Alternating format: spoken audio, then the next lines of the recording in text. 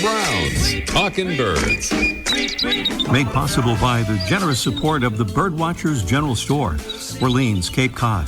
Birdwatchersgeneralstore.com. By Vortex Optics with the VIP warranty. Their unlimited lifetime promise to keep you and your optic covered. Learn more at vortexoptics.com. And Beautyo Books, an independent family-owned bookstore carrying one of the largest selections of birding books in the world. BeautyBooks.com. Good morning and Happy New Year, and welcome to our show, number 865. Well, our Freya McGregor will be returning soon to the good old USA, but she's still enjoying Southern Hemisphere summer in Australia. And here she is now with another avian audio postcard from way down under there. Hey everybody, it's Freya McGregor here. I hope you can hear that sound. It's a boobook owl. It's also known as a mopoke because it sort of says mopoke, mopoke,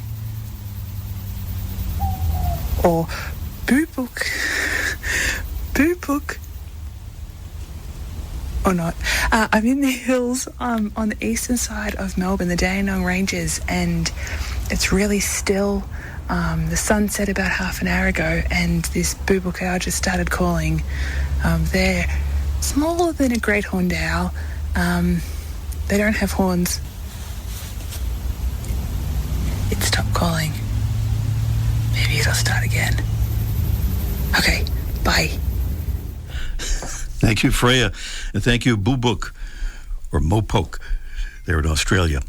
Well, we've heard a lot about the passing of the legendary performer Betty White the other day at the age of 99. Should be noted, she was a staunch advocate for animals, wild and domestic.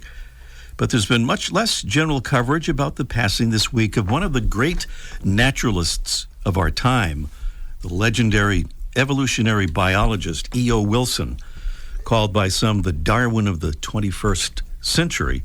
He died on the day after Christmas.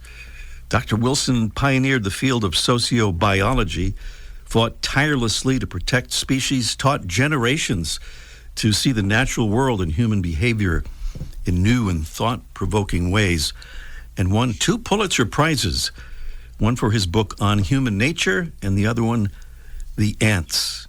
As the Boston Globe's Joseph Kahn put it, he belonged to a select group of scientists, such figures as Stephen Hawking, Richard Feynman, and Stephen Jay Gould, whose influence and stature extended far beyond their classrooms, laboratories, and journal articles. E.O. Wilson was 92. We plan to report today on a good news story sent to us from our great Louisville, Colorado friends Kevin and Roxanne Reardon about a beef cattle ranch that's been certified by National Audubon as bird-friendly. But we'll hold that good news for a while in light of the fact that the Reardons are among some 35,000 folks who were evacuated from their homes in those big wildfires that broke out Thursday out there in Boulder County, Colorado. Kevin and Roxanne have been able to return to their home, but that's certainly not the case for thousands of others. And we want to pass along a bit of info on how we can all help the victims there. It's through the Community Foundation of Boulder, Colorado. And their web address for contributions in any amount is comfound.org, COMMFOUND.org. We also have a link to that site on our Talking Birds Facebook page, and we'll get it on our website too. That direct address again is comfound with 2 M's, comfound.org. What we have there is the sound of our mystery bird. Little preview of our upcoming Mystery Bird contest a bit later on in this morning's show. Here are some clues to get you prepared for that. Our mystery bird is a stocky finch with black wings and double white wing bars, along with a short notched tail and a thick, very specialized bill. The male's head, chest, belly, and back are pinkish red. Female, mostly green or olive green. Our bird breathes through most of Canada and Alaska, in the extreme northern states from Washington to Maine, and often moves well down into the lower 48 in winter tracking the seed crop in coniferous trees.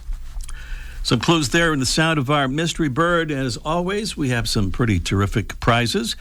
And we have some new prizes that we'll be talking about here from Classic Brands. Droll Yankees, now part of the Classic Brands family. And we have a Droll Yankees new generation sunflower seed feeder as a prize this morning. It's in forest green, painted on there so it won't chip or fade. Zinc die-cast tops, bases, and ports to last a lifetime, and even has stainless steel wire that squirrels can't chew. Sorry about that, squirrels. Plus a feather-friendly window marker kit to make your windows visible to birds and prevent deadly collisions from our friends at Feather Friendly. These things really work, and they're endorsed by many conservation and bird organizations, including folks like the American Bird Conservancy and the Fatal Light Awareness Program. Prizes there, and if we have time for a bonus question, we also have a $20 certificate standing by for Wisdom Supply, makers of those plastic-free books and notepads and journals and other things for classroom and office. All part of the Mystery Bird Contest. Well, if you've been listening to our show for a while, you know about our initiative called Plurding. That's a name derived from the phrase picking up litter while birding. We have commissioned the creation of some beautiful little Proud Plurder iron-on badges.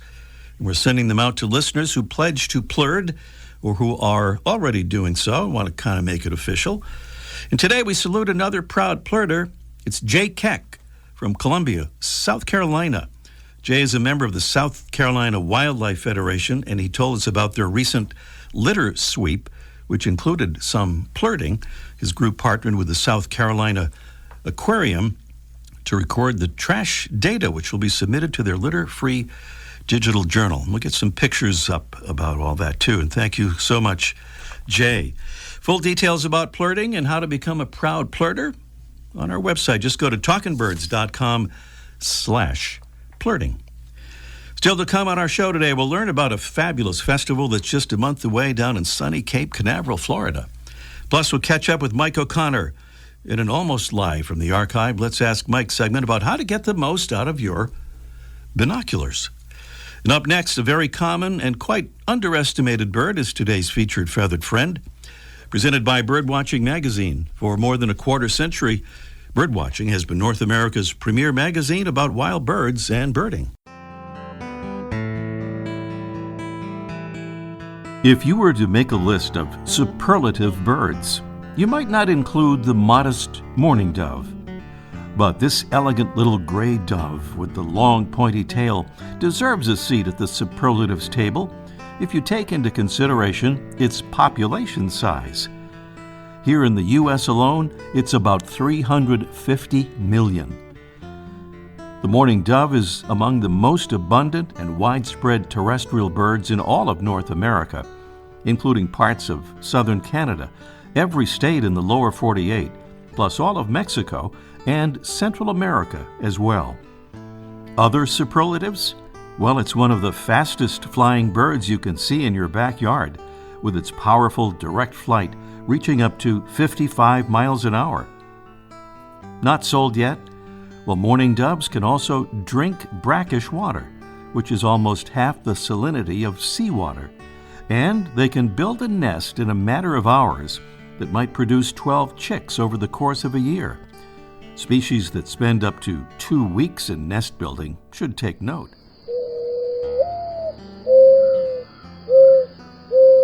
The mourning dove is well known for its namesake slow descending song.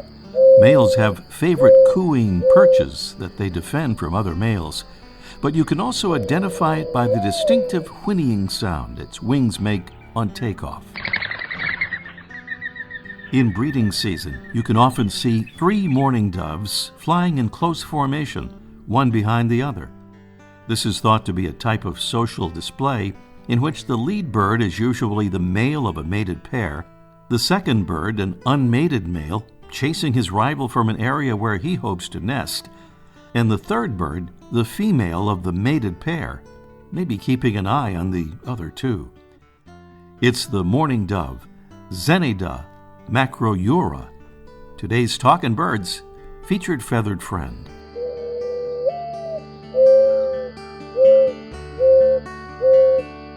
again to our show number 865. Well, the phrase Florida in February certainly makes folks in colder climes like ours hanker to head to the Sunshine State. That certainly goes for birders and nature lovers, especially in connection with one of the great birding festivals in America, the Space Coast Birding and Wildlife Festival in Cape Canaveral, Florida. And who better to tell us some more about it than the lady who founded the festival 25 years ago, Laura Lee Thompson, and she's joining us right now. Good morning, Laura Lee. Good morning, Ray. How's your weather up there? Oh, it's kind of dreary. It's very warm, I'll say that. I think we're in the 50s already here, which is a little disturbing in itself, but kind of dreary. The way you're smiling tells me it's not that way down there. Oh, no, it's going to be about 85 degrees today. So have fun up there.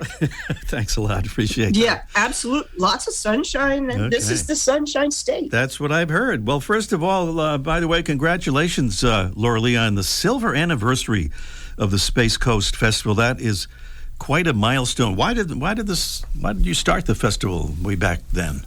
Well, I started it to educate the people in our community, especially the business leaders, that we had amazing assets in the Merritt Island National Wildlife Refuge, Canaveral National Seashore, and the hundreds of acres of land that's on the west side of our town that's in public ownership.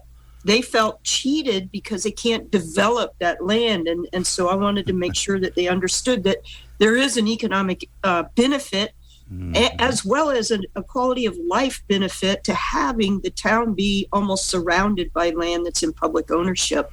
So that's why I started it. I envisioned it to be a little small 2-day educational thing for the local community. It's bloomed into a 5-day international event. I had no clue that would happen. But you helped make it happen. So last year's festival was virtual because of the pandemic, of course, but you're back with an in-person event this year. Laura Lee, tell us about how you decided to go live for the 25th anniversary. Well, I've always been a risk taker all my life. My dad was a risk taker, and I guess I inherited it. But we decided to gamble. I'm not sure that it was a good gamble now when I'm looking at the increasing rates of Omicron. We'd never heard of Omicron when we decided to take the festival live. And, by all indications, the other, variations were going down.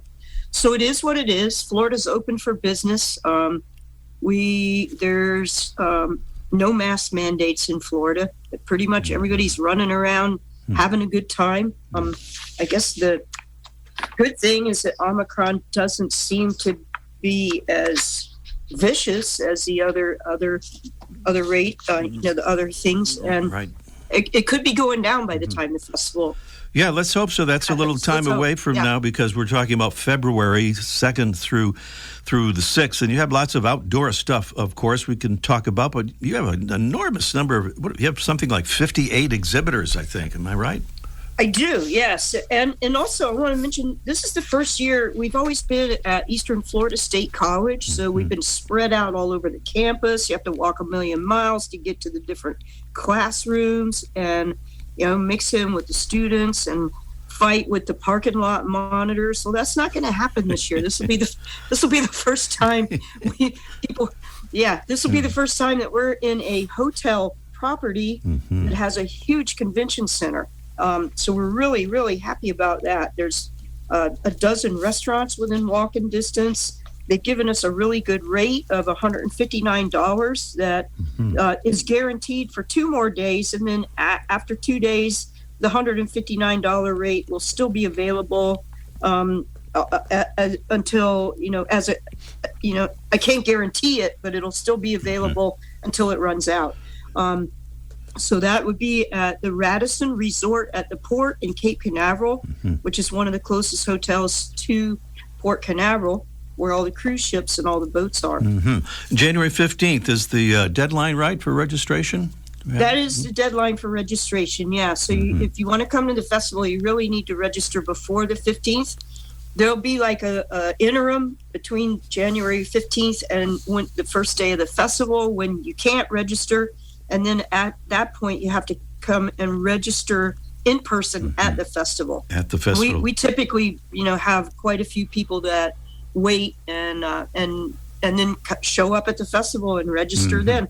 All right. Well, we talked about outdoor stuff, all kinds of boat things, right? Kayaking, pontoon, boat cruises, airboat rides, all included. Yeah, we are.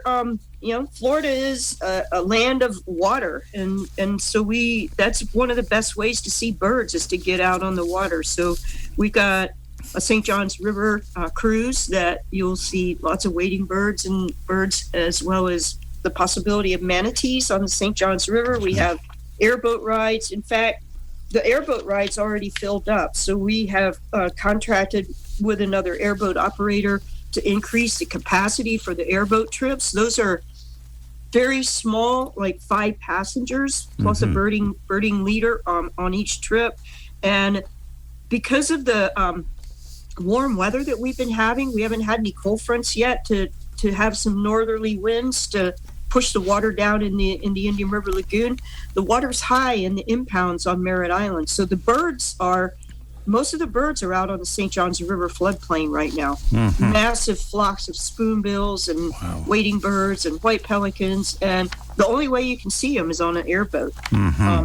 We got kayak trips to a wading bird rookery island and another boat cruise that also visits that rookery island, as well as driving around the port, looking at all the seabirds and ships and interesting stuff at Port Canaveral. So lots of boat tours. And lots of wonderful speakers. I got 3 pages here of speakers. Jeff Gordon from American Birding Association starting off. You had a special program about Patagonia and another very special event with Uganda.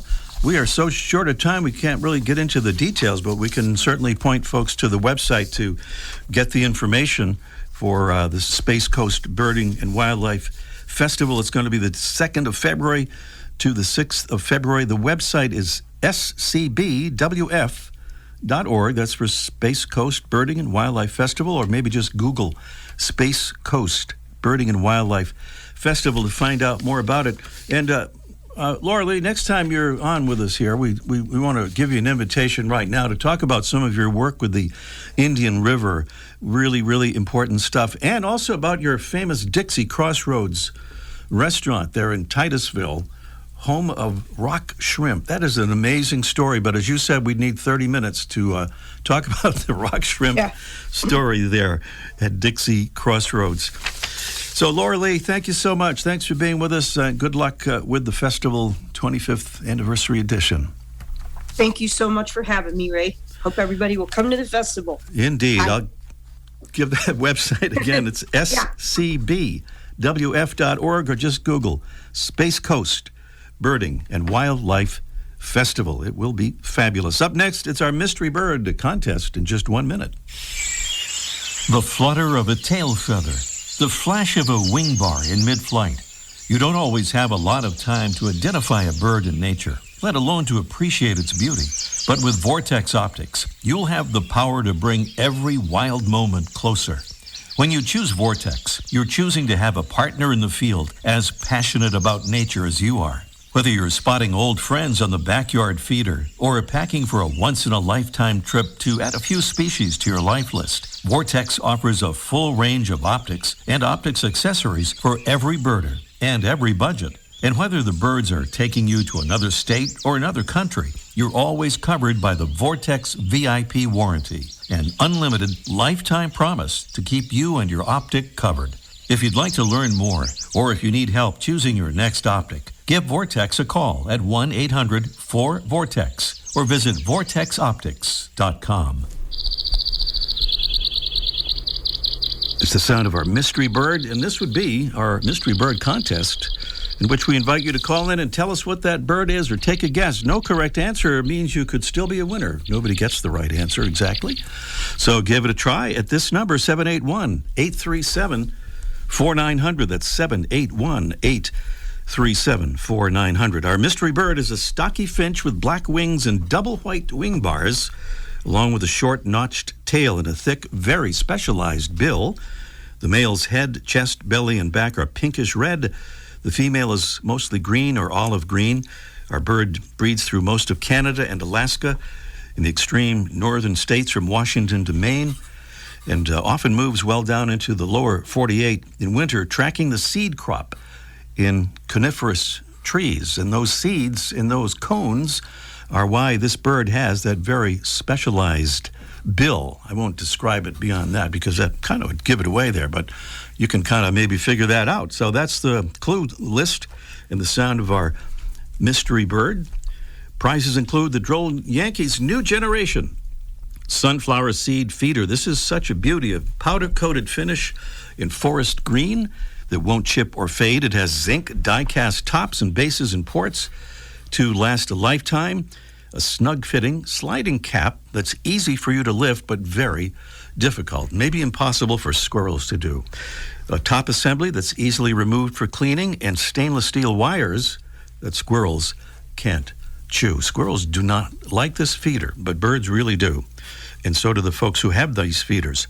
Other prize, a feather-friendly window marker kit to make your windows visible to birds and prevent deadly collisions while remaining unobtrusive to humans. It's a beautiful thing. The feather-friendly system is endorsed by numerous bird conservation organizations, including the Fatal Light Awareness Program, FLAP, and the American Bird Conservancy. So, prizes and clues and the sound of our mystery bird. All you need to do now is tell us what it is and give us a call as soon as you possibly can. So we'll have time, because time grows short very quickly around here. 781-837-4900 is the number. That's 781-837-4900.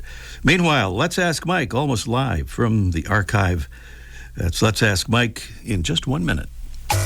Buteo Books carries one of the largest selections of birding books in the world.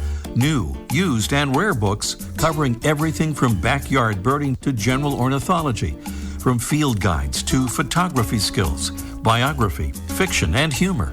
You'll find it all, along with the knowledgeable customer service you've been looking for, in one convenient place. ButeoBooks.com. B-U-T-E-O. ButeoBooks.com. My name is Cheryl Eggert, and I live in Phillipston, Massachusetts. What I like about Talking Birds is the information, but I also love the informality and the comedy and the fun, and also just keeping up to date with what's going on in the birding world. It's a great idea to become a Talking Birds ambassador. Talking Birds listeners, we hope you'll become a Talking Birds ambassador. Just visit our website, click on the contact button, and then choose the Become an Ambassador option at talkingbirds.com. And thanks. Down to the Bird Watchers General Store. Mike O'Connor is down there. Just, I don't know if he's taken down the Christmas tree yet, but underneath yours maybe this year was a pair of binoculars. So Mike has some ideas on how to actually see through them and that kind of thing, which is kind of important. Good morning, Mike. Yeah, good morning, Ray. Yeah, a lot of times people get binoculars as a gift, and it might be their first pair, which is really cool, but a lot of people don't really know how. A surprising number of people don't know how to use them. Yeah. I advise people all day long. And here's a couple of quick tips of advice. If you got your first pair of binoculars, or maybe it's a pair that you're not really comfortable with yet. Number one, binoculars are made out of lenses and glass prisms, so don't drop them. They don't like to be dropped. Yeah. Treat them really gingerly. They just don't like to be dropped because it's all these lenses and prisms are critically aligned to give you the crisp image, and if you let them fall off the roof of your car, they won't be any good to you anymore. So never put them on the roof of your car, because no matter what you say, you'll forget them, and you'll drive away. Put them on the hood, then you can see them, then you won't drive away. Put them on your windshield, exactly. If you're going to take your jacket off or something, get a cup of coffee, put them right there on your windshield. A lot of them come with lens covers.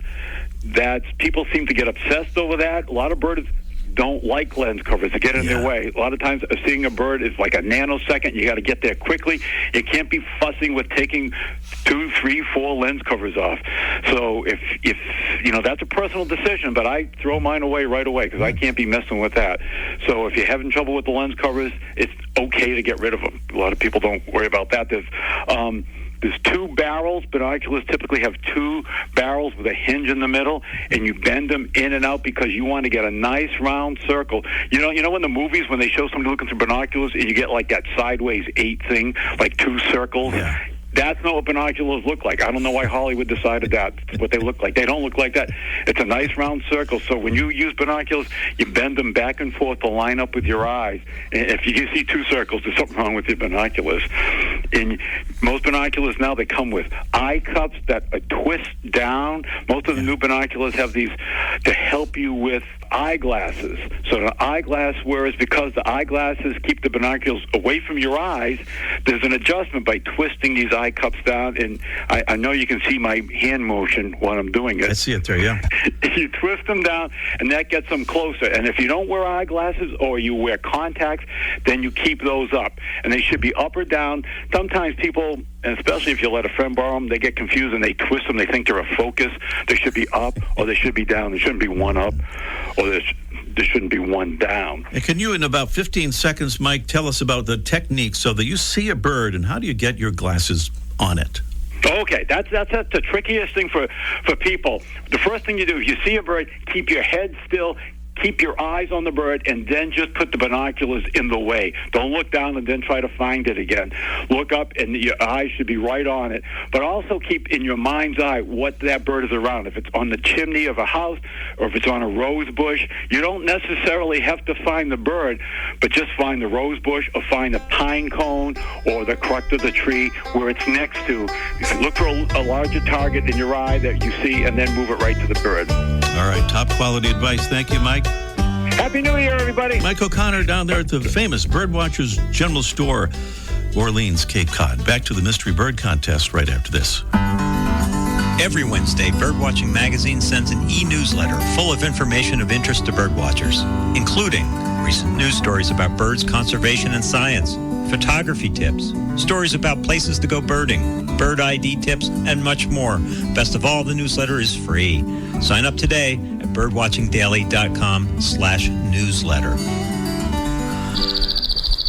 Okay, we're back to the Mystery Bird Contest, trying to identify this stocky finch with black wings and double white wing bars and an interest in pine cone and other seeds in a specialized build by which to take advantage of them. Allison is somewhere in the great state of Maine. Good morning, Allison.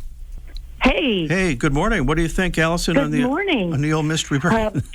Is it a yellow feathered crossbill? A yellow feathered crossbill. Oh. That's a creative guess, but not exactly right. Thank you so much, Allison. Okay, bye. Bye. We have Paul in West Virginia. Good morning, Paul.